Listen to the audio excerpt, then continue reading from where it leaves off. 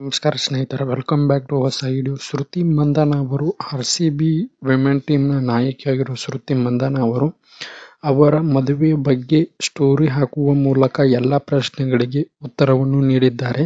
ಇತ್ತೀಚೆಗೆ ನಡೆದ ಶ್ರುತಿ ಮಂದಣ್ಣ ಅವರ ಮದುವೆ ಕಾರ್ಯಕ್ರಮವು ಊಹಾಪೋಹಗಳು ಮತ್ತು ಸ್ಪ್ರೆಡ್ ಆಗುತ್ತಿತ್ತು. ಅದರಲ್ಲಿ ಶ್ರುತಿ ಮಂದಣ್ಣ ಅವರ ಹುಡುಗ ಯಾರೋ ಚೀಟಿಂಗ್ ಮಾಡಿದ್ದಾರೆ ಎಂಬ ನ್ಯೂಸ್ ಎಲ್ಲ ಕಡೆ ಸ್ಪ್ರೆಡ್ ಆಗ್ತಾ ಇತ್ತು. ಇದರ ಬಗ್ಗೆ ಶ್ರುತಿ ಮಂದಣ್ಣ ಅವರು ಈಗ ಕ್ಲಾರಿಟಿ ಕೊಟ್ಟಿದ್ದಾರೆ ಅಂತಾನೆ ಹೇಳಬಹುದು. ಇನ್ಸ್ಟಾಗ್ರಾಮ್ನಲ್ಲಿ ಈ ರೀತಿ ಸ್ಟೋರಿಯನ್ನು ಹಾಕಿದ್ದಾರೆ ಶ್ರುತಿ ಮಂದಣ್ಣ ಅವರು.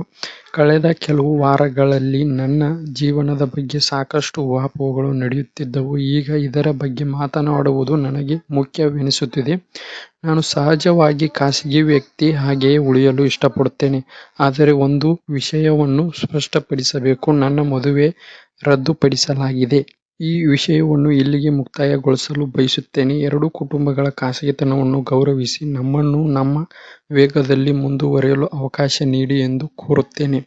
ನಮ್ಮನ್ನು ನಡೆಸುವ ಒಂದು ದೊಡ್ಡ ಉದ್ದೇಶ ಇದೆ ಎಂದು ನಾನು ನಂಬುತ್ತೇನೆ. ನನ್ನ ಪಾಲಿಗೆ ಅದು ನನ್ನ ದೇಶವನ್ನು ಅತ್ಯುತ್ತಮ ಮಟ್ಟದಲ್ಲಿ ಪ್ರತಿನಿಧಿಸುವುದು ಸಾಧ್ಯವೋ ಅಷ್ಟು ಕಾಲ ಭಾರತಕ್ಕೆ ಆಡಿ ಟ್ರೋಫಿ ಗೆಲ್ಲುವುದು ನನ್ನ ಗಮನವಾಗಿದೆ. ಬೆಂಬಲಕ್ಕೆ ಧನ್ಯವಾದಗಳು. ಈ ರೀತಿ ಸ್ಟೋರಿ ಹಾಕುವ ಮೂಲಕ ಮದುವೆಯ ಬಗ್ಗೆ ಕ್ಲಾರಿಟಿಯನ್ನು ಕೊಟ್ಟಿದ್ದಾರೆ ಶ್ರುತಿ ಮಂದಣ್ಣ ಅವರು.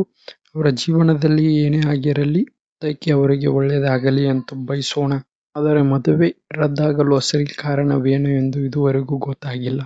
ಕಾದು ನೋಡಬೇಕಾಗಿದೆ. ಇದರಲ್ಲಿ ಶ್ರುತಿ ಮಂದಣ್ಣ ಅವರ ಬಾಯ್ಫ್ರೆಂಡ್ದೇ ತಪ್ಪು ಎಂದು ಓಡಾಡುತ್ತಿದ್ದ ನ್ಯೂಸ್ಗಳೆಲ್ಲ ಈ ಸ್ಟೋರಿ ನೋಡಿದರೆ ನಿಜವೆಂದು ಅನಿಸುತ್ತಿದೆ.